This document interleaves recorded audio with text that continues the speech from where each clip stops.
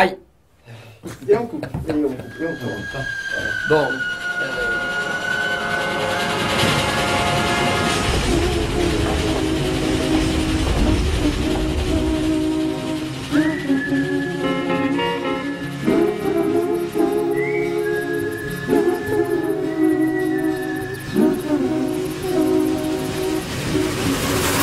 Je suis tombé un jour sur un livre merveilleux d'une jeune femme dont je me souviens plus le nom et qui a écrit un livre sur les différentes histoires de Cendrillon.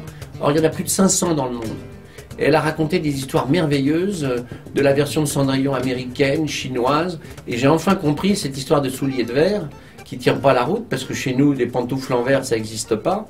Et en fait, c'est un conte chinois qui date du Xe siècle avant Jésus-Christ. Et là, tout d'un coup, je me suis dit, mais s'il y a 500 histoires, je vais bien en raconter une de plus.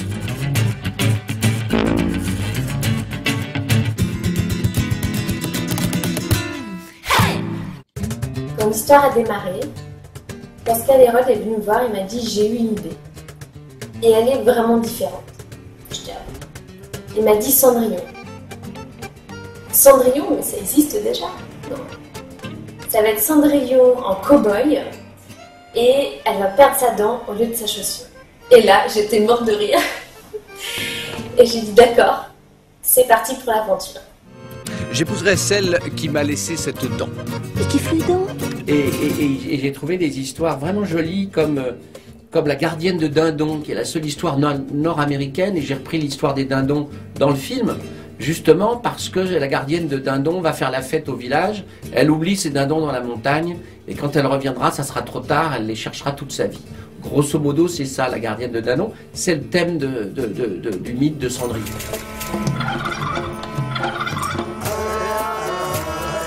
J'avais très envie de faire ce film en Amérique, parce que l'Amérique du Nord est un pays absolument sublime. Vous avez des grottes absolument invraisemblables, vous avez les grands canyons, vous avez les forêts sublimes, vous avez des forêts de cactus, des déserts de sable. L'Amérique, c'est un pays absolument merveilleux. Et alors, en plus, petit détail, oui, il y a des mers de sable, et mer de sable égale mer, égale galion. Et tout d'un coup, tout ça s'est mis en place très bien. Le galion, parce que je voulais un galion pour les pirates, et tout s'est créé assez facilement, si vous voulez.